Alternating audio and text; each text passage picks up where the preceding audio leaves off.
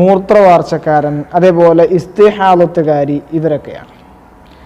ഇവര് ഫർളാവട്ടെ അതുപോലെ സമയം നിശ്ചയിക്കപ്പെട്ട സുന്നത്ത് നിസ്കാരമാവട്ടെ, ഇവ രണ്ടിനും സമയം പ്രവേശിച്ചതിന് ശേഷമേ വുളൂ ചെയ്യാൻ പാടുള്ളൂ.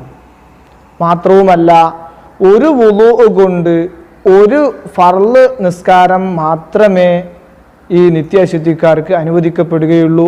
സുന്നത്ത് നിസ്കാരം എത്ര വേണമെങ്കിലും ആ സമയത്തിനുള്ളിൽ അവർക്ക് നിസ്കരിക്കാവുന്നതാണ്.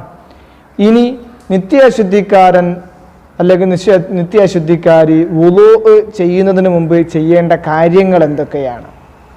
അതായത്, അവർ മൂത്രവാർച്ചക്കാരനാണെങ്കിൽ അവൻ വുളൂ ചെയ്യുന്നതിന് മുമ്പ് ആ സ്ഥലം നന്നായി കഴുകി വൃത്തിയാക്കി പഞ്ഞി ഉപയോഗിച്ച് ഭദ്രമായിട്ട് കെട്ടണം. അതിനുശേഷം വുളൂ ചെയ്ത്